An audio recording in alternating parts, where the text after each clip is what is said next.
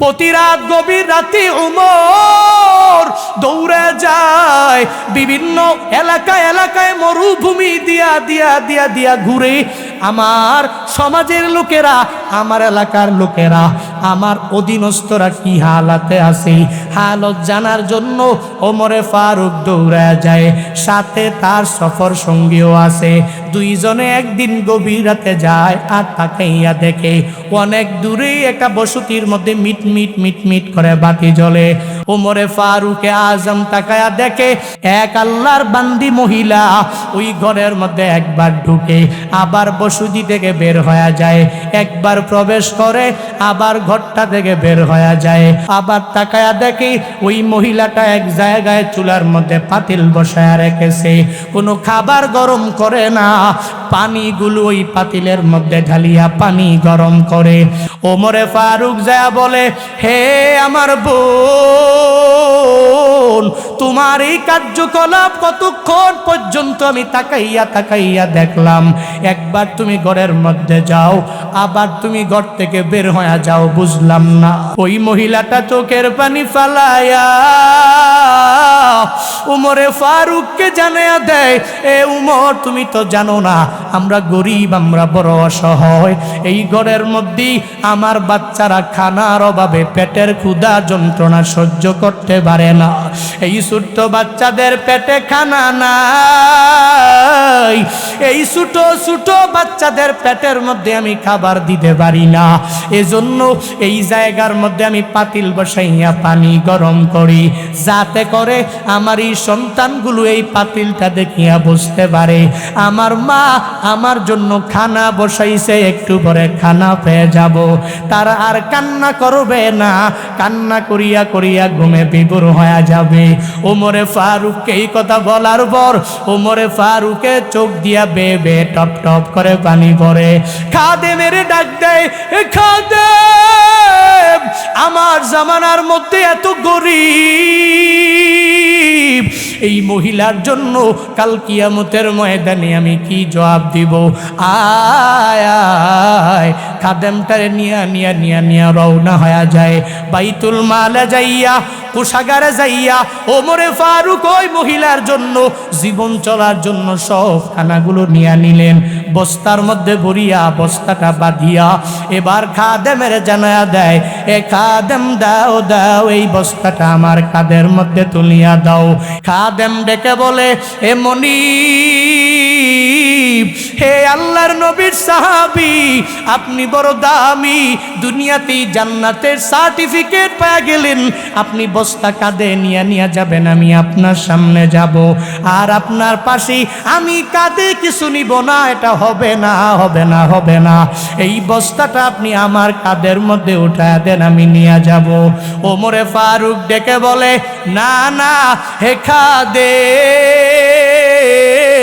কাল কিয়ামতের ময়দানে আল্লাহর বিচারের কাঠগড়ায় আমি যেদিন দাঁড়ায়া যাব, আল্লাহ তোমাকে জিজ্ঞেস করবে না, বরং আমাকেই জিজ্ঞাসা করবে।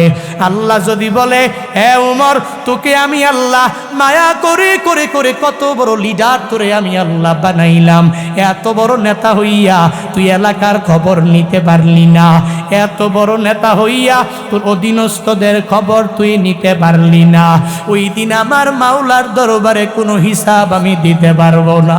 দাও, উঠাইয়া দাও এই বস্তা কাঁধে নিয়ে নিয়ে নিয়ে নিয়ে আমি ওই মহিলার বাড়িতে চলে যাব। বস্তাটা নিয়ে নিয়ে কাঁধের মধ্যে নইয়া ওমরে ফারুক আজম দৌড়া যায়। খাদেম বলে, ওমরে ফারুক গেলেন আর ওই মহিলার বাসার মধ্যে যাইয়া মহিলাকে বলে, হে মহিলা, তোমার চুলার মধ্যে এই খানাগুলো আমি নিজেই রান্না করব, তুমি চুলার আশেপাশেও আসতে পারবা না। ওই চুলার মধ্যেই সামনে তিনি বসিয়া খানা নিজেই পাকাইতে লাগলেন। ওই মহিলাকে বললেন, তুমি হেল্প করার দরকার নাই, কাল কিয়ামতের ময়দানে আমি মাওলার দরবারে জবাব দেওয়া লাগবে, তোমার দেওয়া লাগবে না, আমার খাদেমেরও দেওয়া লাগবে না। ওমরে ফারুকের খাদেম ডেকে বলে, ওমরে ফারুকে আজম নবীর সাহাবী এই রান্না করার জন্য চুলার মধ্যে যেদিন বসে গেলেন, আমি তাকাইয়া দেখি ওমরে ফারুকের আজমের দাড়িগুলো ছিল বড় ঘন ঘন ঘন ঘন। আমি তাকাইয়া দেখি তিনি ওই জায়গায় ওই যে ধোয়ার কারণে ধোঁয়াগুলো যে দাড়ির মধ্যে চলে আসছে, দাড়িগুলোও জট লেগে গেছে। আমি ইতিপূর্বে ওমরে ফারুকের দাড়ির কালার এই রকম দেখি না। হে নেতারা, ওই ওমরে ফারুক থেকে বান্দা যদি শিক্ষা নাও, কাল কিয়ামতের ময়দানে আল্লাহর বিচারের কাঠগড়ায় তোমাকেও দাঁড় করাবে। আবু বকর দাঁড়াবে, ওমর, উসমান, আলী তারাও দাঁড়ায়া যাবে। বড় বড় বড় বড় মালিকরা দাঁড়াইয়া যাবে। মূল যাকে আল্লাহ দিলেন, রাজত্ব দুনিয়াতে আল্লাহ যাকে দিলেন, ওই বান্দাগুলোকে আল্লাহ পূর্ণাঙ্গভাবে জিজ্ঞাসা করবে। ওই দিন যদি আল্লাহ বলে জবাব দাও, জবাব দিয়া তারপরে তুমি জান্নাতের মধ্যে যাও, এ বান্দা জবাব দিতে পারবা না, জান্নাতেও যেতে পারবা না।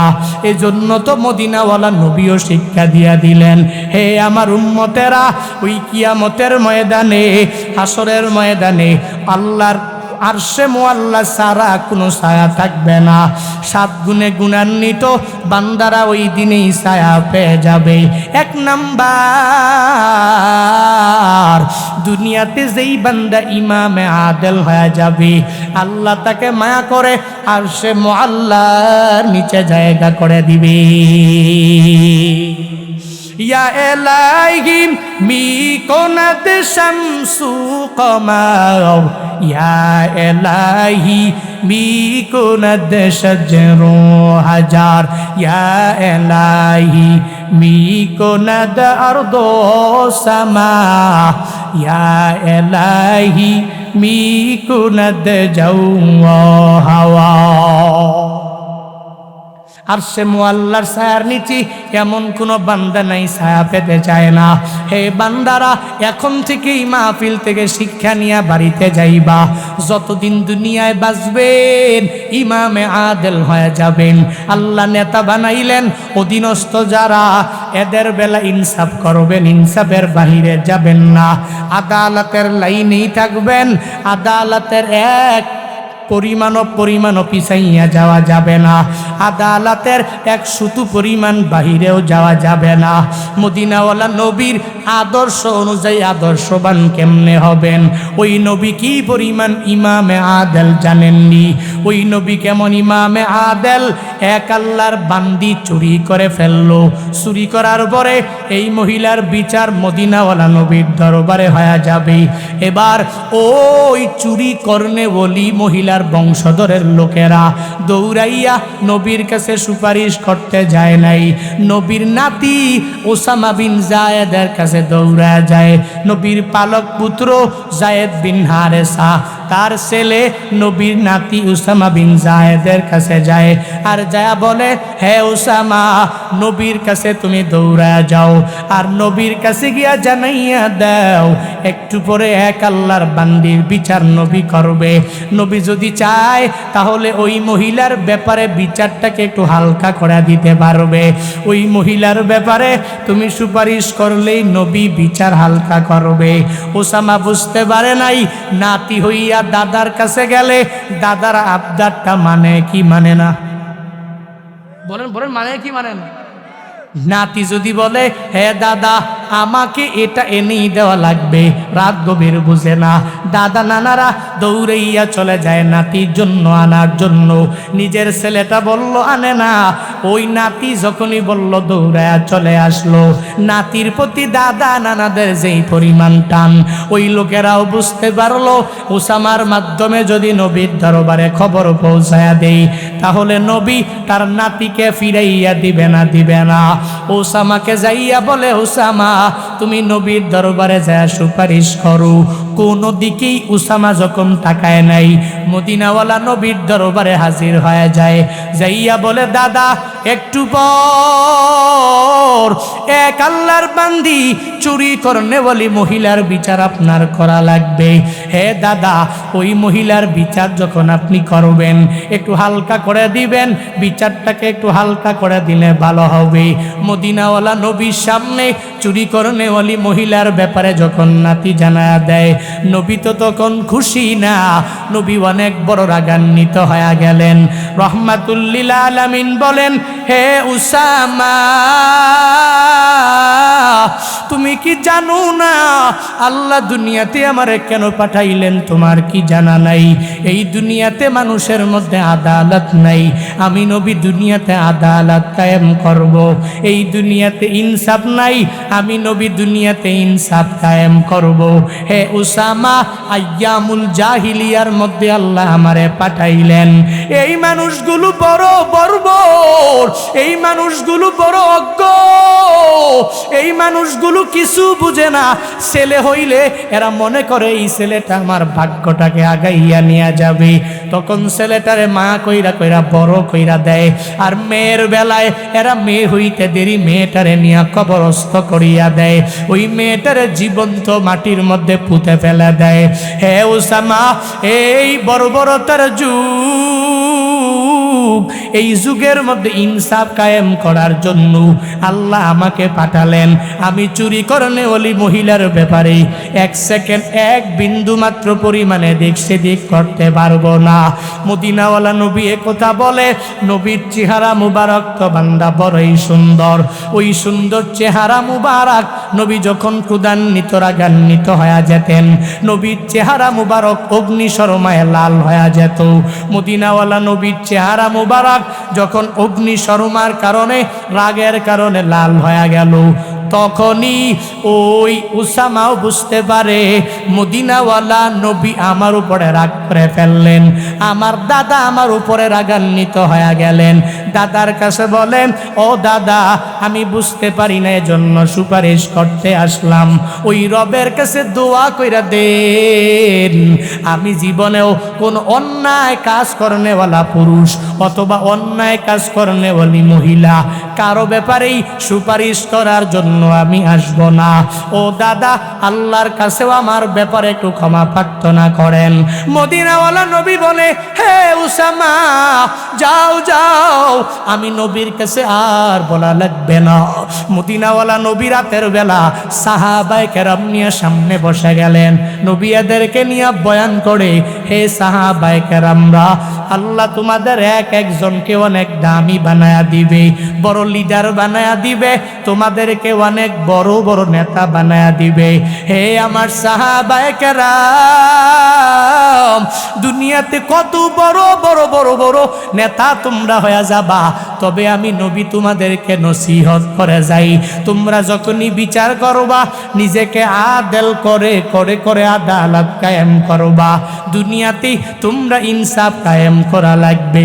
যদি ইনসাফের দাঁত থেকে এক বিন্দু মাত্র পরিমাণে দিক সেদিক করে নাও, তাহলে তোমাদের আগের সম্প্রদায় অনেকগুলো যারা ছিল তাদের ধন দৌলতের অভাব নাই, তাদের পাওয়ার ক্ষমতারও কোনো অভাব ছিল না।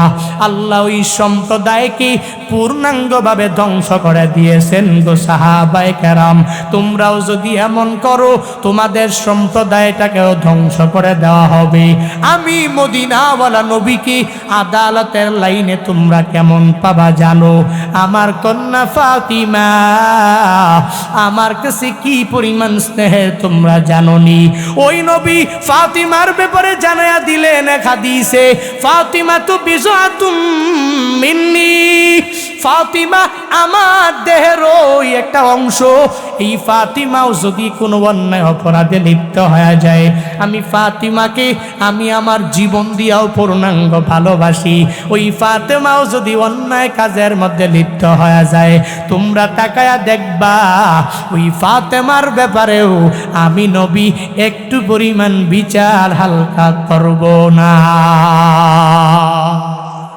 রাহমাতুল লিল আলামিন জানায়া দেয়, আমার যে উম্মতেরা জবান দিয়া একবার বের করবে পড়বে সুবহানাল্লাহ, একবার যে আমার উম্মতেরা জবান দিয়া বের করবে আলহামদুলিল্লাহ, একবার যে আমার বান্দা ওই রবের বরত্ব প্রকাশ করবে, আল্লাহু আকবার, কি ফায়দা হবে?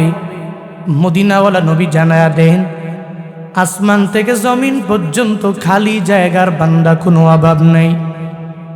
কোন ধনী আল্লাহর বান্দা সে যদি মনে করে আসমান থেকে জমিন পর্যন্ত এই খালি জায়গাগুলো pure gold 2 number 3 number 4 number স্বর্ণ দিয়া নয়, 1 নাম্বার খাঁটি স্বর্ণ দিয়া এই খালি জায়গাগুলোতে আমি ভরাট করলাম, ভরাট করে করে আমার মাওলার রাস্তায় আমি দান করে দিলাম, ওই বান্দার আমল নামার মধ্যে যেই সওয়াবটা জড়ো হয়ে যাবে, নবী বলেন একবার সুবহানাল্লাহ বলনেওয়ালা, একবার আলহামদুলিল্লাহ বলনেওয়ালা, একবার আল্লাহু আকবার বলনেওয়ালার আমল নামায় তার সমপরিমাণ সওয়াব আমার আল্লাহ দিয়া দিবে। মদিনাওয়ালা নবী জানায়া দেই, শুধু কি তাই? বলে না না, হে আমার উম্মতেরা শুনো, যদি জবান দিয়ে একবার বের করে দাও সুবহানাল্লাহ, একবার যদি বের করে দাও আলহামদুলিল্লাহ, একবার যদি আল্লাহু আকবার জবান দিয়া বের করে দাও, আল্লাহ মায়া করে জান্নাতের মধ্যে তোমার জন্য এমন একটা বৃক্ষ রোপণ করবে। আরবের দ্রুতগামী ঘোড়া, ঘোড়াটা আস্তে দৌড়ায় না, বরং বান্দা অনেক জোরে দৌড়ায়। এত দ্রুতগামী ওই ঘোড়াও যদি জান্নাতের মধ্যে যেই বৃক্ষটা আল্লাহ রোপণ করলেন মায়া করে, ওই বৃক্ষের নিচে দিয়ে যদি 400 বছর পর্যন্ত দৌড়ায়, দৌড়াবে দৌড়াবে, ঘোড়াটা দৌড়াইয়াও পরিপূর্ণ হয়রানি হয়ে যাবে, তবুও ওই বৃক্ষের ছায়া শেষ করতে পারবে না। ওই বৃক্ষ কার জন্য? বলে যেই বান্দা সুবহানাল্লাহ পড়বে ওই বান্দার জন্য। ওই বৃক্ষ কার জন্য? আল্লাহ মায়া করে জান্নাতের মধ্যে লাগাইবে। আলহামদুলিল্লাহ, যে মায়া নিয়া পড়বে ওই বৃক্ষ কার জন্য? আল্লাহ মায়া করে লাগাইবে ওই বান্দার জন্য, যেই বান্দা সর্বাবস্থায় চলা ফিরায় আল্লাহু আকবারের সাউন্ড দিয়া দিবে, ওই বান্দার জন্য দুনিয়ার লাইনে আল্লাহ বান্দাকে কল্যাণকামী বানায়া দিবে। কি পরিমাণ প্রতিদান! বলে এতগুলো স্বর্ণ দেওয়ার মতো ক্ষমতা দুনিয়ার কোনো বান্দার নাই। এত খাঁটি স্বর্ণ দিয়ে খালি জায়গা ভরাট করে মাওলার রাস্তায় দেওয়ার মতো কোনো বান্দা নাই। অথচ বান্দা একবার সুবহানাল্লাহর আওয়াজ, একবার আলহামদুলিল্লাহর আওয়াজ যদি জবান দিয়া বের করে দেয়, তার সমপরিমাণ সওয়াব বান্দার আমল নামায় উঠে যাবে। প্রতিদান কম না বেশি? ছোট না বড়? আল্লাহর প্রতিদানগুলো বড়ই হয়, ঠিক কিনা? দুনিয়ার মানুষের প্রতিদান ছোট হয়, কিন্তু আল্লাহর প্রতিদান ছোট হয় না, বড় হয়। এই জন্য আমরা বেশি বেশি বেশি বেশি আল্লাহর প্রতিদান পাওয়ার জন্য যেই কাজগুলো করা লাগবে ওই কাজগুলো আমরা বেশি বেশি করব। রাজি আছি না ইনশাআল্লাহ? পারবো না ইনশাআল্লাহ? আল্লাহ আমাদের সবাইকে তৌফিক দান করুক। সকলে পড়ি আমিন। আরো জোরে পড়েন, আল্লাহ কবুল করুন। জোরে পড়েন। এই আওয়াজগুলো মাঝে মাঝে মাঝে মাঝে গোপনে গোপনে দিবেন। কাজ করছেন, গুনগুনে গুনগুনে গুনগুনে এগুলো পড়বেন। ধান বুনতেছেন, ওখানেও গুনগুনে গুনগুনে এগুলো পড়বেন। দোকানদারি করছেন, ওখানে ক্যাশ কাউন্টারে বসে গুনগুনে গুনগুনে এগুলো পড়বেন। একদিন এই গুনগুনানো এই সাউন্ডগুলো আপনার অনেক ফায়দা দিবে। আল্লাহ আমাদের সবাইকে এই আমলগুলো কন্টিনিউ করার তৌফিক দান করুক। পড়ে না আমি খুতবায় একটা আয়াত পড়েছি, যে আয়াত বড় দামি এক আয়াত। ওই আয়াতে আল্লাহ পাক বান্দাদেরকে আদেশ দিয়েছেন তুই কি কি করবি। তার মধ্যে আল্লাহ বলেন, ইন্নাল্লাহা ইয়া'মুরু বিল আদলি ওয়াল ইহসান। আল্লাহ প্রথমেই বান্দাদেরকে নির্দেশ দেয়, পৃথিবীর সব শাসক যারা, অর্থাৎ অধীনস্থ যাদেরই আছে, মালিক যে, মালিক পক্ষ, অধীনস্থের মালিক যে, তাদেরকে নির্দেশ দিয়েছেন, হে মালিকেরা, হে শাসকেরা, তোমরা দুনিয়াতে তোমাদের অধীনস্থদের মাঝে আদালত কায়েম করো। কি করো? আদালত কায়েম করো অধীনস্থদের মাঝে। আদালত কি? 6 জন, 7 জন, 10 জন, 20 জন, 30 জন, 40 জন অধীনস্থ। এই প্রত্যেকটা লেবারের দিকে এক নজরে তাকাও। একজনের বেলায় বেশি, আরেকজনের বেলায় কম করো। সবার দিকে এক নজরে তাকাও, এক চক্ষু দিয়ে তাকাও। এটা ইনসাফ, এটা আদালত, ইহসান। এক নজর দিয়ে তাকাও। আদেশ দিয়েছেন কে?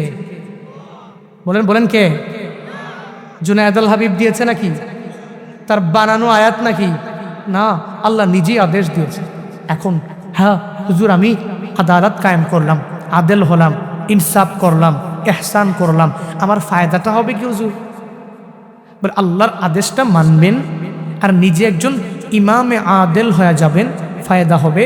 মদিনাওয়ালা নবীর হাদিসে যান, ওখানে নবী স্পষ্ট জানিয়েছেন যেদিন আরশে মুআল্লার ছায়া ব্যতীত এই হাসরের বিশাল ময়দানটাতে কোনো ছায়া থাকবে না। ওই দিন আল্লাহ 7 গুণে গুণান্বিত বান্দাদেরকে মায়া করে আরশে মুআল্লার নিচে জায়গা করে দিবে। তন্মধ্যে 1 নাম্বার ইমামে আদেল, যেই বান্দা আল্লাহর আদেশটা মানিয়া দুনিয়াতে অধীনস্থদের মাঝে আদালত কায়েম করেছে, ইনসাফ করেছে। ইনসাফ করনেওয়ালা, আদালত কায়েম করনেওয়ালা এই ইমামে আদেল বান্দাটাকে আল্লাহ মায়া করে আরশে মুআল্লার নিচে জায়গা করে দিবে। সুবহানাল্লাহ। বাড়ি যায় কোয়েন পড়েন না সুবহানাল্লাহ। সাবাতুন ইউজিল্লুহুমুল্লাহু ফি জিল্লিহি ইয়াউমা লা জিল্লা ইল্লা জিল্লুহু। মদিনাওয়ালা নবীর পয়গাম মদিনাওয়ালা নবী জানায়া দেয়, হাসরের ময়দানে কোনো ছায়া নাই। ওই দিন শুধুমাত্র ছায়াই আছে, আরশে মুআল্লার নিচের ছায়া। মানুষগুলো দৌড়াবে হাসরের ময়দানে, আরশে মুআল্লার ছায়া ছাড়া কোনো ছায়াও পাবে না। আল্লাহ ওই দিনে মায়া করে 7 গুণে গুণান্বিত বান্দা যারাই হয়ে যাবে, এদেরকে মায়া করে আরশে মুআল্লার নিচে জায়গা করে দিবে। তন্মধ্যে 1 নাম্বার, দুনিয়াতে যেই ইমামেরা আদেল হয়ে গেল, যেই নেতারা দুনিয়াতে ইনসাফ কায়েম করলো, যেই নেতারা দুনিয়াতে আদালত কায়েম করলো, যেই নেতারা অধীনস্থদের সাথে ভালো আচরণ করিয়া ন্যায় বিচার করলো, যেই ইমামেরাই তারা আশেপাশে যারাই আছে সবার বেলায় একই বিচার করলো, আল্লাহ এদেরকে মায়া করে আরশে মুআল্লার নিচে জায়গা করে দিবে। এবারে ইমামে আদেল কারা জানা লাগবে। ইমামকে অনেক বান্দাই মনে করে মসজিদের মধ্যে মিম্বরের পাশের মধ্যে দাঁড়াইয়া মেহরাবের মধ্যে, ওখানে যে ইমামেরা 5 বেলার নামাজ আদায় করে আর মুক্তাদিরকে পেছনে রাইখা যে ইমামটায় নামাজ পড়ায় সেই বড় ইমাম। আমি তো কশৃঙ্কালেও ইমাম না, আমাকে মনে হয় বলা হয় নাই। কত ইমামেরা মনে করে শুধুমাত্র আমাদের কি বুঝালেন, অন্যকে বুঝান নাই। অনেক বান্দা মনে করে ইমাম বলতে শুধুমাত্র মসজিদের ইমাম মনে হয় হবে। কত বান্দা মনে করে ইমাম বলতে শুধুমাত্র মসজিদের খতিবেরা হয়ে যাবে। কত বান্দা মনে করেন ইমাম বলতে শুধুমাত্র মাদ্রাসার আসাতিজায়ে কেরামরা হবে। ইমাম বলতে শুধুমাত্র হুজুরেরাই হয়ে যাবে। হে বান্দা, না না, ইমাম বলতে কারে মদিনাওয়ালা নবী বুঝাইলেন। এখানে যারা আসলেন আপনারাও তো একজনে অনেক বড় এক বড় ইমাম। বলে হুজুর কেমনে? আমি 1 বেলার নামাজও মসজিদের মধ্যে পড়াই নাই, আমি ইমাম কেমনে হয়ে গেলাম? মাদ্রাসার বারান্দায় একদিনও পাড়া দেই নাই, আমি ইমাম কেমনে হয়ে গেলাম? বলে কেমনে হলেন? আপনার ঘরের মধ্যে আল্লাহ আপনাকে 3টা ছেলে দান করলেন, ওই ঘরের মধ্যে আল্লাহ আপনাকে মায়া করে 3টা মেয়ে দান করলেন। ওই 3 ছেলের ঘরে 3টা পুত্রবধূ চলে আসলো, ওই 3টা মেয়ে 3টা জামাই আপনার হয়ে গেল। আবার ছেলের ঘরের নাতি নাতনির কোনো অভাব নাই, আবার মেয়ের ঘরের নাতি নাতনির অভাব নাই। ওই ঘরের মধ্যে ছেলের আপনি মালিক, মেয়েরও মালিক, ওই মেয়ের নাতি নাতনিরও দাদা নানা হয়ে গেলেন। ঘরের জন্য আপনি হলেন এক বড় মহান নেতা, ওই ঘরের জন্য আপনি হলেন অনেক বড় একজন ইমাম, ওই ঘরের জন্য আপনি অনেক বড় এক গার্ডিয়ান। ওই ঘরের জন্য যেহেতু নেতা হইলেন, ঘরের মধ্যেও নেতা হইয়া ইনসাফ কায়েম করা লাগবে। আল্লাহ যে মায়া করে আপনাকে 3 ছেলে 3 মেয়ের বাবা বানাইলেন। কিভাবে ঘরের মধ্যে আদালত কায়েম করা যাবে জানেননি? তিন ছেলের বেলায় 3 ভাবে বিচার, 3 চোখে তাকানো যাবে না, বরং 3টা ছেলের বেলায় একই চোখেই তাকানো লাগবে। 3টা মেয়ের বেলায় একই চোখেই তাকানো লাগবে। 3 ছেলের বেলায় বিচার হবে যা, 3 মেয়ের বেলায় বিচার হবে তা। শরীয়ত অনুযায়ী 3 ছেলে আপনার ভাগ বন্টন পাওয়া যাবে যেরকম, শরীয়ত অনুযায়ী ফারায়েজ অনুযায়ী ভাগ বন্টন মেয়েরা একই পরিমাণ পাইয়া যাবে। কিন্তু সমাজের মধ্যে, এলাকার মধ্যে কত বাবারা ঘরের মধ্যে বড় ইমাম হয়ে গেল, ওই বান্দা বিভিন্ন জায়গায় দৌড়ায় আর মানুষের বলে আমার ঘরের মধ্যে আল্লাহ আমারে মায়া করে 3টা ছেলে দিয়া দিলেন, ওই ঘরের মধ্যে আমি 3 মেয়ের বাবা। বড় গর্ব নিয়া বান্দা বিভিন্ন জায়গায় আগাইয়া যায়। অথচ ঘরের মধ্যে 3 ছেলের বেলায় বিচার করে 3 রকম, 3 মেয়ের বেলায় বিচার হয় 3 রকম। 3 ছেলের মধ্যে বড় ছেলের দিকে তাকায় না, ছোট ছেলের দিকে একটা নজর দিয়া তাকায়। যেই বড় ছেলেটা প্রবাসের মধ্যে থাকিয়া কষ্ট করে কামাই করে বাবা মার জন্য টাকা পাঠায়, 2 নাম্বার 3 নাম্বার ছেলেটাকেও লালন পালন করলো। এত কষ্ট করে এই বান্দা প্রবাসের মধ্যে থাকিয়াও এত কষ্ট করে বান্দা সংসার চালাইলো। কত নিমক হারাম বাবা নিজের ঘরের মধ্যে আদালত করে না। ওই ছেলের সময় যখন খারাপ, তখন এই বান্দাটা ওই ছেলের দিকে তাকায় না। মেজো ছেলে আর 3 নাম্বার ছেলের জন্য দামি একটা রুম বানায়া দিল, যার সম্পত্তি দেওয়ার মেজো ছেলে 3 নাম্বার ছেলের দিয়া দিল, মেয়েগুলারেও দেয় না, বড় ছেলেরেও দেয় না। এই পরিমাণ আদালত না করনেওয়ালা বাবা সমাজে আছে না নাই? নাই? অভাব নাই রে বান্দা। এরা নিজের ঘরের মধ্যে আদালত কায়েম করতে পারে নাই, ওই ঘরের মধ্যেই এরা পূর্ণাঙ্গভাবে ইনসাফ কায়েম করতে পারে নাই। এই বান্দাকে যেই আল্লাহ মায়া করে 3 ছেলের বাবা বানায়া দিলেন, এই বান্দাকে যেই আল্লাহ মায়া করে 3 মেয়ের বাবা বানাইয়া দিলেন, এই বান্দাই নিয়ামতগুলো পাওয়ার পরে বান্দার কাজটা কি হবে জানেননি? বলে এই নিয়ামতগুলো পাইয়া শুকর কেমনে আদায় করবে? 3টা ছেলেরে সুন্দরভাবে কোরআনের শিক্ষা দিয়া বড় করবে, ওই মেয়েগুলোরে সুন্দরভাবে কোরআনের শিক্ষা দিয়া বান্দা বড় করবে। তবে প্রথমে কোরআনের শিক্ষা, প্রথমে এলমুদ্দিন, তারপরে এলমুদ্দুনিয়া বান্দার অন্তরের মধ্যে ঢুকা অসুবিধা নাই। এই বান্দা আগে কোরআন তিলাওয়াত শিখবে, আগে বান্দা কালিমায়ে তৈয়্যিবা পড়বে, আগে কালিমায়ে শাহাদাত শিখবে, আগে কালিমায়ে তাওহীদ বান্দা শিখে নিবে, আগে কালিমায়ে তামজিদ বান্দা শিখে নিবে, আগে এই বান্দা কালিমায়ে রদ্দে কুফর এই বান্দাটা শিখে নিবি, আগে ইমানে মুজমাল বান্দা শিখে নিবি, আগে ইমানে মুফাসসাল বান্দাটা শিখে নিবে, আগে তাশাহুদ পড়বে, দুরুদ ইব্রাহিম পড়বে, দোয়ায়ে মাসুরা পড়বে, দোয়ায়ে কুনুত পড়বে। এই বান্দার নামাজ পড়ার জন্য, রোজা রাখার জন্য, নেক আমলের লাইনে অগ্রগামী হওয়ার জন্য যেই এলেম অন্তরের থাকা লাগবে, ওই এলেমগুলো মাদ্রাসার মাধ্যমে প্রাথমিক শিক্ষা, ওই শিক্ষা স্কুল কলেজ অথবা বিভিন্ন জায়গায় পাঠায়া, যেই জায়গার মধ্যেই এই বান্দাকে শিক্ষা দেওয়া হয়ে গেল, হোক মক্তব হোক ওই বান্দার জন্য ছোট ছোট মাদ্রাসা, ওই বান্দা এতগুলো সন্তান পাইয়া 3টা ছেলে 3টা মেয়ের এই মাদ্রাসায় পাঠাইয়া প্রাথমিক শিক্ষার মধ্যে কালিমা ইমানটা মজবুত করাইয়া দেওয়া লাগবে। এরপরে স্কুলে দিবে, কলেজে দিবে, ভার্সিটির মধ্যে দিবে, বান্দা কোনো অসুবিধা নাই। কিন্তু এখন তো এই বান্দারা মক্তবের শিক্ষাটাও বাদ দিয়া দিল।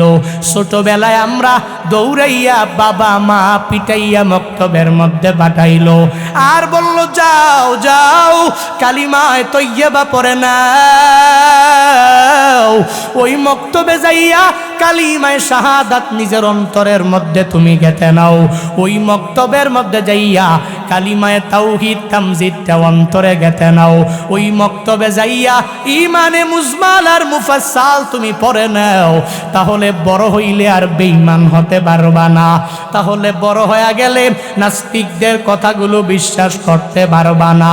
ওই ছেলেগুলোরে ধরে ধরে ধরে যদি মক্তবের বারান্দায় পাঠাইয়া দাও, এই বান্দা দৌড়ে গেল মক্তবে যাইয়া যাইয়া ছোটবেলায় এই বান্দাটাকে হুজুরেরা তালে তাল মিলাইয়া অন্তরের মধ্যে ঢুকাইয়া দিল লা ইলাহা ইল্লাল্লাহ, আল্লাহ সারা দুনিয়াতে কোনো মাবুদ নাই, আল্লাহ সারা দুনিয়াতে কোনো মাশুক হতে পারে না, আল্লাহ সারা এই দুনিয়াতে ইবাদত পাওয়ার যোগ্য আমার কেউ হতে পারে না, আল্লাহ সারা ইলাহ কেউ নাই, আমাকে বানিয়েছে আমার আল্লাহ, আমার মাকেও আল্লাহ বানিয়েছে, আমার বাবাটাকেও আল্লাহ বানিয়েছে, দুনিয়াতে যা দেখি আর না দেখি সব কিছু বানিয়েছেন আল্লাহ। তখন এই বান্দা ষষ্ঠ শ্রেণী সপ্তম শ্রেণীর মধ্যে যাইয়াও যদি বইয়ের মধ্যে খুলিয়া খুলিয়া দেখতে পায়, এই বান্দা তখনই বড় হইয়া হইয়া যদি বিভিন্ন নাস্তিকের জবান থেকে শুনতে পায়, হে বান্দা তোরে আল্লাহ বানায় নাই, তোরে মাটি থেকে বানায় নাই, তোরে বানর থেকে বানানো হয়েছে, বানর থেকে একটা বানর একটা গাছ থেকে আর একটা গাছে লাফাইয়া গেল, আস্তে আস্তে আস্তে আস্তে পরিবর্তন হইয়া তুই মানুষ হয়ে গেলি। যেই বান্দাটা ছোটবেলায় মক্তবের মধ্যে পড়িয়া ইমানটাকে মজবুত করে নিয়ে নিল, বড় হয়ে যাওয়ার পরে যতই বড় বড় নাস্তিকেরা তার ইমানটা নেওয়ার জন্য, আল্লাহ রসুলের কথা অন্তর থেকে উঠাইয়া দেওয়ার জন্য, ইসলামের মহাব্বত অন্তর থেকে উঠাইয়া নেওয়ার জন্য, ডারউইনের মতবাদ তার অন্তরের মধ্যে ঢুকাইয়া দেওয়ার জন্য যতই চেষ্টা করবে, এই বান্দারা ওই মক্তবে পড়নেওয়ালা ওই ছাত্রের অন্তরের মধ্যে চেষ্টা করিয়াও মিশন সাকসেসফুল বানাতে পারবে না, ঠিক কিনা? ইতিপূর্বেও তাকাইয়া দেখো কত বড় বড় বড় সেকুলাররা যেই পরিমাণ চেষ্টা করেছে ইসলাম বিদায় করে দেওয়ার জন্য, কি পরিমাণ চেষ্টা করলো, বলে মানুষের অন্তরের মধ্যে আল্লাহর মহাব্বতটা দূরীভূত করে দাও, সরাইয়া দাও, নাস্তিক ফুলাপানগুলোরে বড় হইলে বানাইয়া দাও, পারবে না।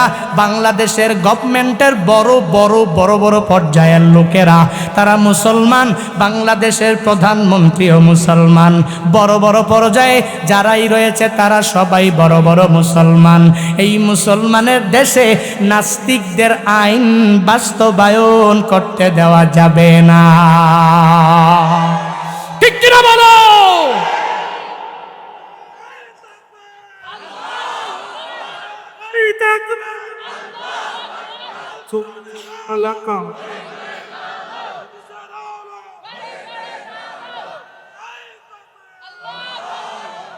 নাস্তিকতা নিপাত যাক, দিন ইসলাম জিন্দাবাদ, নাস্তিকতা নিপাত যাক, দিন ইসলাম জিন্দাবাদ, কোটি প্রাণে একই আওয়াজ, ক্ষুদাদ্রোহী ছাড় পাবে না, এই বাংলায় ঠাই হবে না, মুসলমানরা জেগেছে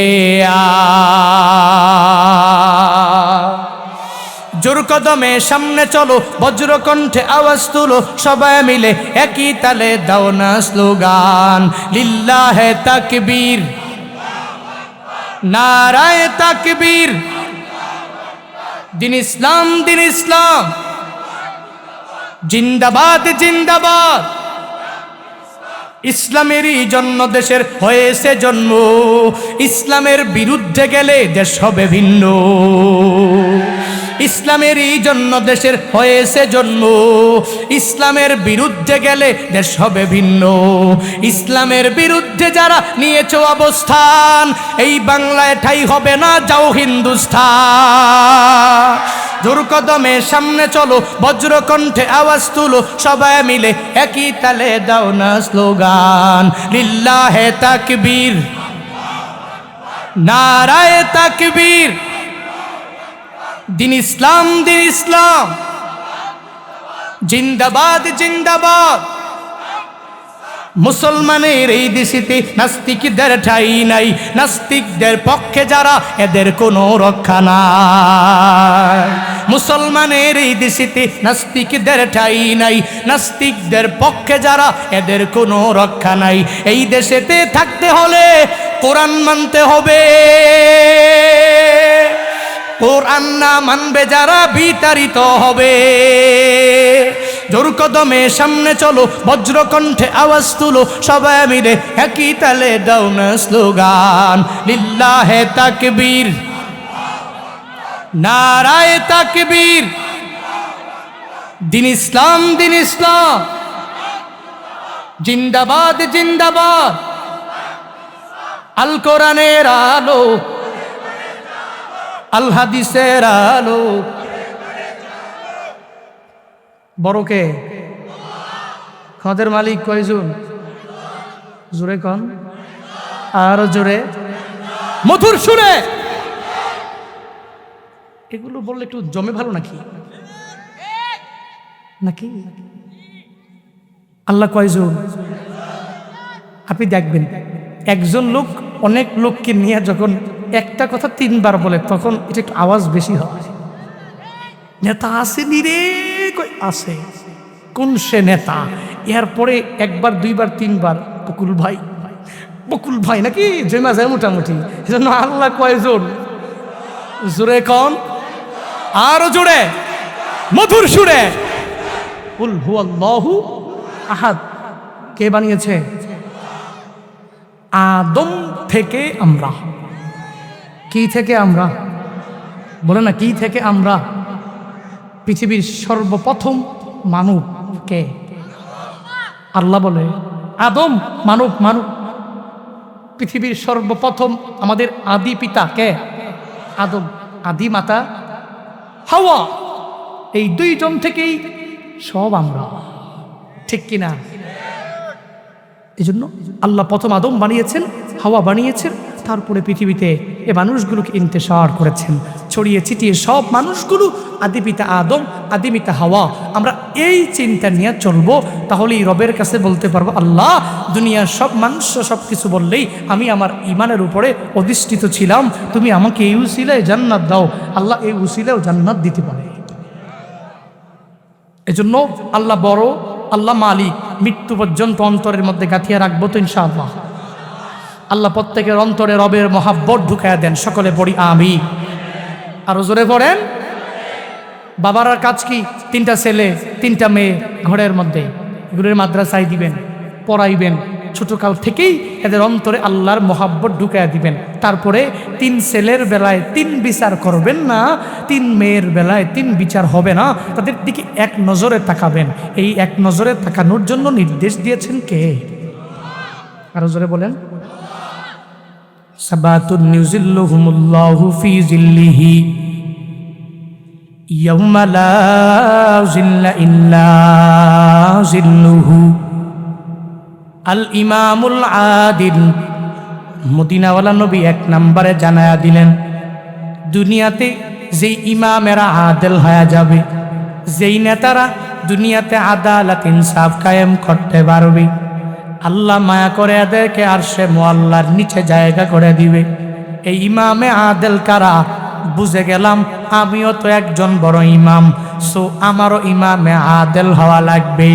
মেম্বারেরা তার ওয়ার্ডের জন্য অনেক বড় এক ইমাম, চেয়ারম্যানেরা তার ইউনিয়নের জন্য বড় এক ইমাম, মেম্বার অফ পার্লামেন্ট যারা তার উপজেলার জন্য অনেক বড় এক ইমাম, মন্ত্রী সাহেব তার অধীনস্থদের জন্য বড় এক ইমাম, বাংলাদেশের প্রধানমন্ত্রী বাংলাদেশের জন্য অনেক বড় এক ইমাম, সৌদি আরবের গভর্নমেন্টের পরিপূর্ণ প্রশাসনের লাইনের সর্বোচ্চ যেই বান্দা, ওই বান্দা ওই দেশের জন্য বড় ইমাম।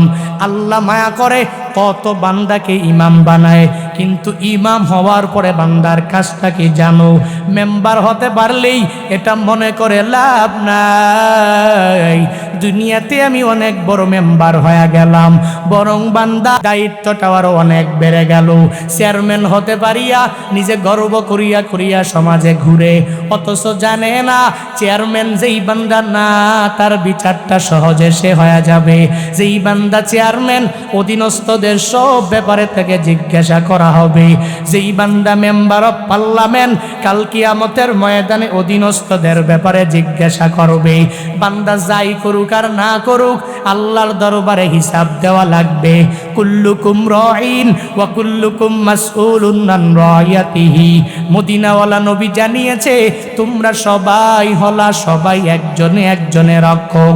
ওই কিয়ামতের ময়দানে আল্লাহর বিচারের কাঠগড়ায় তোমরা যখন দাঁড়ায়া যাবা, ওই সময়ে যত কিছুই করবা, ওই রবের কাঠগড়া থেকে পালাইয়া যাওয়ার মতো কোনো পথ নাই।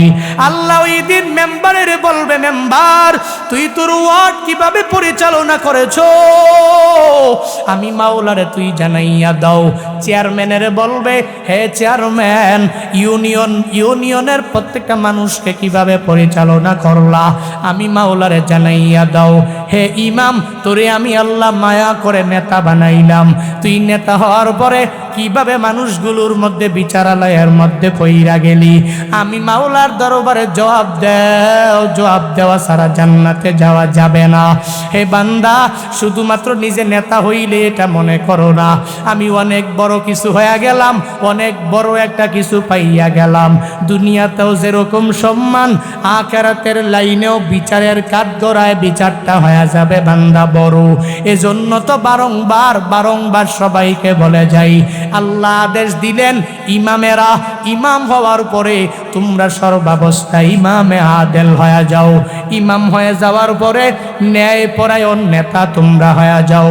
ইমাম হয়ে যাওয়ার পরে ন্যায়পরায়ণ শাসক তোমরা হয়ে যাও। কেমন হইবা? বলে মদিনাওয়ালা নবীরে চলার পথে তুমি আদর্শ বানাও। ওই সাহাবায়ে কেরাম যারা, হে ইমামেরা, ওই সাহাবায়ে কেরামদেরকেও চলার পথে নিজে নিজে নিজে নিজে পূর্ণাঙ্গ এদের আদর্শ বানাও। যেইভাবে পুরা সমাজটাকে পরিচালনা করলেন রাহমাতুল লিল আলামিন, যেইভাবে সমাজটাকে পরিচালনা করলেন ওমরে ফারুক, যেইভাবে সমাজটাকে পরিচালনা করলেন আবু বকর, যেইভাবে সমাজটাকে পরিচালনা করলেন উসমান, যেইভাবে সমাজটাকে পরিচালনা করলেন আলী, সাহাবায়ে কেরাম যেইভাবে তার সমাজ সোসাইটিটাকে যেভাবে পরিচালনা করলেন, হে বড় বড় লিডারেরা, ওই মদিনাওয়ালা নবীর সাহাবায়ে কেরাম যারা, ওই সাহাবায়ে কেরামের আদর্শ নিজের অন্তরের মধ্যে ঢুকাও। তাদের আদর্শে নিজেও পূর্ণাঙ্গ আদর্শবান হয়ে যাও।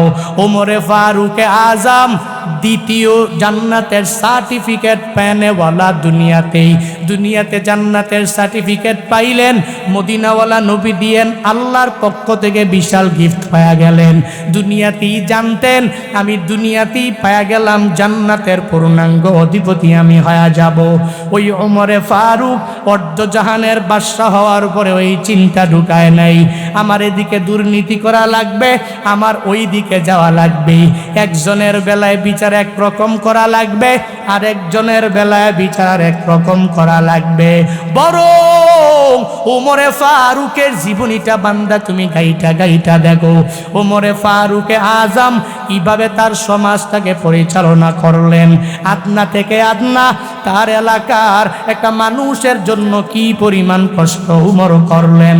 প্রতি রাত গভীর রাতে উমর দৌড়ে যায়, বিভিন্ন এলাকায় এলাকায় মরুভূমি দিয়া দিয়া দিয়া দিয়া ঘুরে। আমার সমাজের লোকেরা, আমার এলাকার লোকেরা, আমার অধীনস্থরা কি হালাতে আছে হালত জানার জন্য ওমরে ফারুক দৌড়ে যায়। সাথে তার সফর সঙ্গীও আছে। দুইজনে একদিন গভীর রাতে যায় আর তাকাইয়া দেখে অনেক দূরেই একটা বসতির মধ্যে মিট মিট মিট মিট করে বাতি জ্বলে। ওমরে ফারুক যায় ওই বসতির মধ্যে যাইয়া ওমরে ফারুকে আজম তাকায়া দেখে এই জায়গায় বসতির মধ্যে মিট মিট করে বাতি জ্বলে। এক আল্লাহর বান্দি মহিলা ওই ঘরের মধ্যে একবার ঢুকে আবার বসতি থেকে বের হয়ে যায়, একবার প্রবেশ করে আবার ঘরটা থেকে বের হয়ে যায়। ওমরে ফারুক যায় বলে, হে আমার বোন, তোমার এই কার্যকলাপ কতক্ষণ পর্যন্ত আমি তাকাইয়া তাকাইয়া দেখলাম। একবার তুমি ঘরের মধ্যে যাও, আবার তুমি ঘর থেকে বের হয়ে যাও, বুঝলাম না। আবার তাকায়া দেখি ওই মহিলাটা এক জায়গায় চুলার মধ্যে পাতিল বসায় রেখেছে, কোনো খাবার গরম করে না, পানিগুলো ওই পাতিলের মধ্যে ঢালিয়া পানি গরম করে। ওমরে ফারুক জিজ্ঞাসা করে, হে বোন আমার, তুমি কেন একবার ঘরের মধ্যে ঢুকে যাও, আবার কেন তুমি ঘর থেকে বের হয়ে যাও? আবার এই পাতিলের মধ্যে কি তুমি বসাইয়া রাখলা, এগুলা কি জন্য বসাইছো? আবার পানি তুমি এই গভীর রাতে জাল দেওয়ার কারণ বুঝলাম না। ওই মহিলাটা চোখের পানি ফালায়া উমরে ফারুককে জানায়া দেয়, এ উমর, তুমি তো জানো না আমরা গরিব, আমরা বড় অসহায়। এই ঘরের মধ্যে আমার বাচ্চারা খানার অভাবে পেটের ক্ষুধা যন্ত্রণা সহ্য করতে পারে না। এই ছোট্ট বাচ্চাদের পেটে খানা নাই, এই ছোট ছোট বাচ্চাদের পেটের মধ্যে আমি খাবার দিতে পারি না। এজন্য এই জায়গার মধ্যে আমি পাতিল বসাইয়া পানি গরম করি, যাতে করে আমার এই সন্তানগুলো এই পাতিলটা দেখিয়া বুঝতে পারে আমার মা আমার জন্য খানা বসাইছে, একটু পরে খানা পেয়ে যাব, তারা আর কান্না করবে না, কান্না করিয়া করিয়া ঘুমে বিভোর হয়ে যাবে। ওমরে ফারুককে এই কথা বলার পর ওমরে ফারুকে চোখ দিয়া বেয়ে বেয়ে টপ টপ করে পানি পড়ে। খাদেমের ডাক দেয়, খাদেম, আমার জামানার মধ্যে এত গরিব এই মহিলার জন্য কাল কিয়ামতের ময়দানে আমি কি জবাব দিব? আয় আয়। খাদেমটারে নিয়া নিয়া নিয়া নিয়া রওনা হয়ে যায় বাইতুল মালে যাইয়া, কোষাগারে যাইয়া ওমরে ফারুক ওই মহিলার জন্য জীবন চলার জন্য সব খানাগুলো নিয়ে নিলেন, বস্তার মধ্যে ভরিয়া বস্তাটা বাঁধিয়া এবার খাদেমের জানায়া দেয়, এ খাদেম, দাও দাও এই বস্তাটা আমার কাঁধের মধ্যে তুলিয়া দাও। এই বস্তা নিয়া নিয়া আমি ওই মহিলার দরবারে হাজির হয়ে যাব।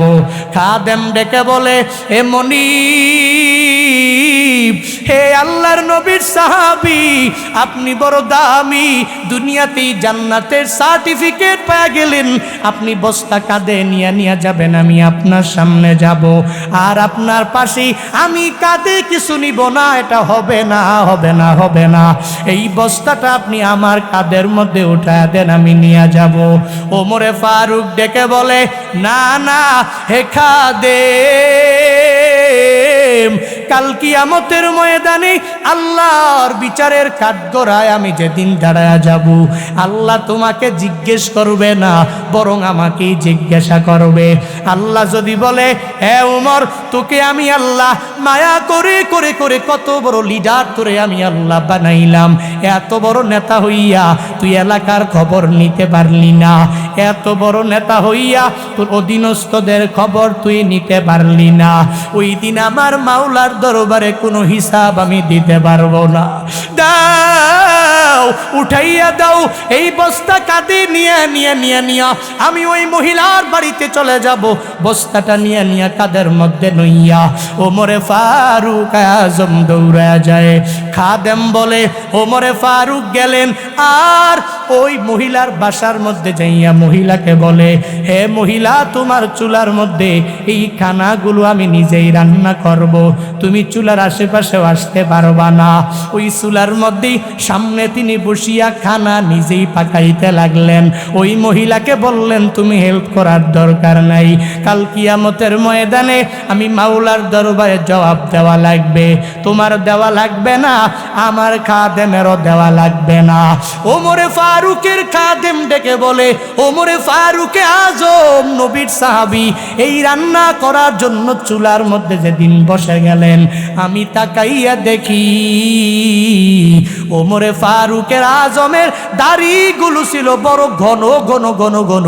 আমি তাকাইয়া দেখি তিনি ওই জায়গায়, ওই যে ধোয়ার কারণে ধোঁয়াগুলো যে দাড়ির মধ্যে চলে আসছে, দাড়িগুলোও জট লেগে গেছে। আমি ইতিপূর্বে ওমরে ফারুকের দাড়ির কালার এই রকম দেখি না। হে নেতারা, ওই ওমরে ফারুক থেকে বান্দা যদি শিক্ষা নাও, কাল কিয়ামতের ময়দানে আল্লাহর বিচারের কাঠগড়ায় তোমাকেও দাঁড় করাবে। আবু বকর দাঁড়াবে, ওমর, উসমান, আলী তারাও দাঁড়ায়া যাবে, বড় বড় বড় বড় মালিকরা দাঁড়াইয়া যাবে। মূল যাকে আল্লাহ দিলেন, রাজত্ব দুনিয়াতে আল্লাহ যাকে দিলেন, ওই বান্দাগুলোকে আল্লাহ পূর্ণাঙ্গভাবে জিজ্ঞাসা করবে। ওই দিন যদি আল্লাহ বলে জবাব দাও, জবাব দিয়া তারপরে তুমি জান্নাতের মধ্যে যাও, এ বান্দা জবাব দিতে পারবা না, জান্নাতেও যেতে পারবা না। এজন্য তো মদিনাওয়ালা নবীও শিক্ষা দিয়া দিলেন, হে আমার উম্মতেরা, ওই কিয়ামতের ময়দানে, হাসরের ময়দানে আল্লাহর আরশে মুআল্লা সারা কোনো ছায়া থাকবে না। 7 গুণে গুণান্বিত বান্দারা ওই দিনেই ছায়া পেয়ে যাবে। 1 নাম্বার, দুনিয়াতে যেই বান্দা ইমামে আদেল হয়ে যাবে, আল্লাহ তাকে মায়া করে আরশে মুআল্লার নিচে জায়গা করে দিবে। ইয়া এলাহি মি কোনাদ শামসু কমার, ইয়া এলাহি মি কোনাদ শাজরু হাজার, ইয়া এলাহি মি কোনাদ আরদো সামা, ইয়া এলাহি মি কোনাদ জাও হাওয়া। আরশে মুআল্লার ছায়ার নিচে এমন কোনো বান্দা নাই ছায়া পেতে চায় না। হে বান্দারা, এখন থেকেই মাহফিল থেকে শিক্ষা নিয়ে বাড়িতে যাইবা। যতদিন দুনিয়ায় বাঁচবেন ইমামে আদেল হয়ে যাবেন। আল্লাহ নেতা বানাইলেন, অধীনস্থ যারা এদের বেলা ইনসাফ করবেন, ইনসাফের বাহিরে যাবেন না, আদালতের লাইনেই থাকবেন। আদালতের এক পরিমাণও পিছাইয়া যাওয়া যাবে না, আদালতের 1 সুতু পরিমাণ বাহিরেও যাওয়া যাবে না। মদিনাওয়ালা নবীর আদর্শ অনুযায়ী আদর্শবান কেমনে হবেন? ওই নবী কি পরিমাণ ইমামে আদেল জানেননি? ওই নবী কেমন ইমামে আদেল? এক আল্লাহর বান্দি চুরি করে ফেললো, চুরি করার পরে এই মহিলার বিচার মদিনাওয়ালা নবীর দরবারে হয়ে যাবে। এবার ওই চুরি করনে বলি মহিলার বংশধরের লোকেরা দৌড়াইয়া নবীর কাছে সুপারিশ করতে যায় নাই, নবীর নাতি ওসামা বিন জায়েদের কাছে দৌড়া যায়। নবীর পালক পুত্র জায়েদ বিন হারেসা, তার ছেলে নবীর নাতি উসামা বিন জায়েদের কাছে যায়, আর যায় বলে, হে উসামা, নবীর কাছে তুমি দৌড়া যাও, আর নবীর কাছে গিয়া জানাইয়া দাও একটু পরে এক আল্লাহর বান্দির বিচার নবী করবে। নবী যদি চায় তাহলে ওই মহিলার ব্যাপারে বিচারটাকে একটু হালকা করে দিতে পারবে। ওই মহিলার ব্যাপারে তুমি সুপারিশ করলেই নবী বিচার হালকা করবে। ওসামা বুঝতে পারে নাই, নাতি হইয়া দাদার কাছে গেলে দাদার আবদারটা মানে কি মানে না? বলেন বলেন, মানে কি মানে না? নাতি যদি বলে, হে দাদা আমাকে এটা এনেই দেওয়া লাগবে, রাত গভীর বুঝে না, দাদা নানারা দৌড়াইয়া চলে যায় নাতির জন্য আনার জন্য। নিজের ছেলেটা বলল আনে না, ওই নাতি যখনই বলল দৌড়াইয়া চলে আসলো। নাতির প্রতি দাদা নানাদের যেই পরিমাণ টান, ওই লোকেরাও বুঝতে পারলো ওসামার মাধ্যমে যদি নবীর দরবারে খবর পৌঁছায়া দেই তাহলে নবী তার নাতিকে ফিরাইয়া দিবে না। ওসামাকে যাইয়া বলে, ওসামা তুমি নবীর দরবারে যায় সুপারিশ করো। কোনো দিকেই উসামা যখন তাকায় নাই, মদিনাওয়ালা নবীর দরবারে হাজির হয়ে যায়। যাইয়া বলে, দাদা একটু পর এক আল্লাহর বান্দি চুরি করনে বলি মহিলার বিচার আপনার করা লাগবে। হে দাদা, ওই মহিলার বিচার যখন আপনি করবেন একটু হালকা করে দিবেন, বিচারটাকে একটু হালকা করে দিলে ভালো হবে। মদিনাওয়ালা নবীর সামনে চুরি করনে বলি মহিলার ব্যাপারে যখন নাতি জানা দেয়, নবী তো তখন খুশি না, নবী অনেক বড় রাগান্বিত হয়ে গেলেন। রহমাতুল লিল আলামিন বলেন, হে উসামা, তুমি কি জানো না আল্লাহ দুনিয়াতে আমারে কেন পাঠাইলেন? তোমার কি জানা নাই? এই দুনিয়াতে মানুষের মধ্যে আদালত নাই, আমি নবী দুনিয়াতে আদালত কায়েম করব। এই দুনিয়াতে ইনসাফ নাই, আমি নবী দুনিয়াতে ইনসাফ কায়েম করব। হে উসামা, আইয়ামুল জাহিলিয়ার মধ্যে আল্লাহ আমারে পাঠাইলেন। এই মানুষগুলো বড় বর্বর, এই মানুষগুলো বড় অজ্ঞ, এই মানুষগুলো কিছু বুঝে না। ছেলে হইলে এরা মনে করে এই ছেলেটা আমার ভাগ্যটাকে আগাইয়া নিয়ে যাবে, তখন ছেলেটারে মা কইরা কইরা বড় কইরা দেয়। আর মেয়ের বেলায় এরা মেয়ে হইতে দেরি মেয়েটারে নিয়ে কবরস্থ করিয়া দেয়, ওই মেয়েটারে জীবন্ত মাটির মধ্যে পুঁতে ফেলে দেয়। হে উসামা, এই বর্বরতার যুগ, এই যুগের মধ্যে ইনসাফ কায়েম করার জন্য আল্লাহ আমাকে পাঠালেন। আমি চুরি করনে ওলি মহিলার ব্যাপারে এক সেকেন্ড এক বিন্দু মাত্র পরিমাণে দিক সেদিক করতে পারবো না। মদিনাওয়ালা নবী একথা বলে, নবীর চেহারা মুবারক তো বান্দা বড়ই সুন্দর। ওই সুন্দর চেহারা মুবারক নবী যখন ক্রোধান্বিত রাগান্বিত হয়ে যেতেন, নবীর চেহারা মুবারক অগ্নিশর্মায় লাল হয়ে যেত।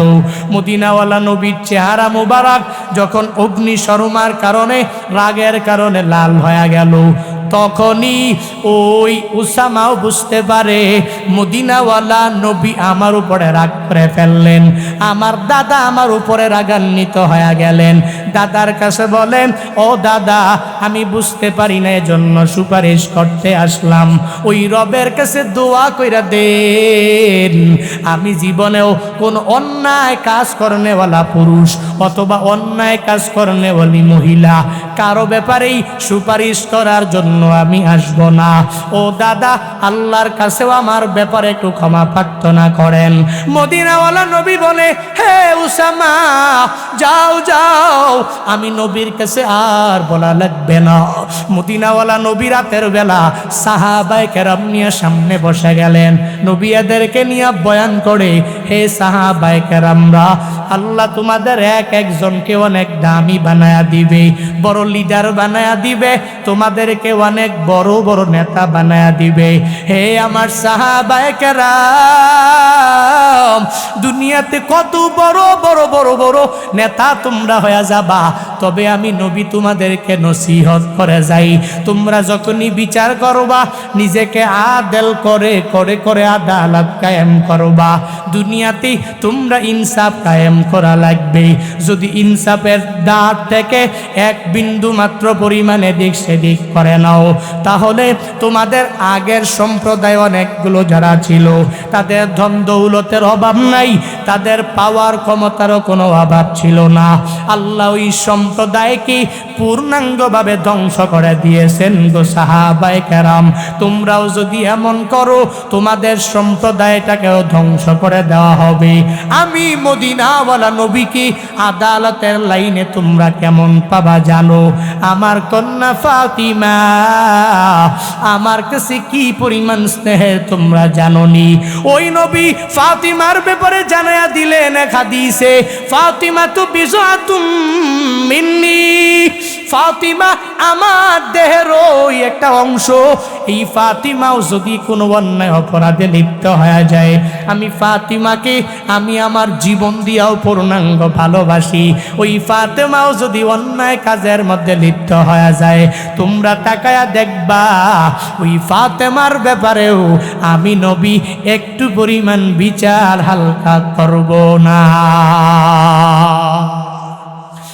ইমামুল আউয়ালিন আল আখিরিন বহরে সদকা রহমাতাল লিল আলামিন, শুধু ওজুদাস রহমাতাল লিল আলামিন, মসজিদে ও শুধু হামারো এ জমিন, সৈয়দুল কাউনাইন খতমুল মুরসালিন, আখিরামত বুদ ফখরুল আউয়ালিন।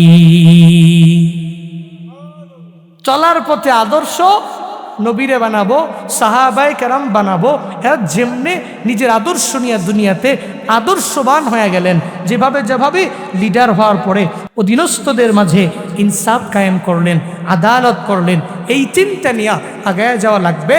তাহলে আল্লাহর আদেশটাও মানা হবে, রহমাতুল্লিল আলামিনের আদর্শেও নিজেকে পূর্ণাঙ্গভাবে আদর্শবান বানানো যাবে। এজন্য আমরা শিক্ষা নিয়ে বাড়িতে যাব। আল্লাহ আদেশ দিয়েছেন, হে বান্দা, তুই ইমামে আদেল হয়ে যাবি, মানুষের উপরে ইনসাফ করবি, মানুষের বেলায় এহসান করবি। আর মদিনাওয়ালা নবী বলেছেন, তুই যদি আদালত করতে পারো, তুই যদি ইনসাফ করতে পারো, তুই যদি এহসান করতে পারো, তো আল্লাহ মায়া করে তোকে কাল কিয়ামতের ময়দানে, হাসরের ময়দানে আল্লাহ মায়া করে তোকে আরশে মুআল্লার নিচে জায়গা করে দিবে। আর জোরে পড়েন না সুবহানাল্লাহ।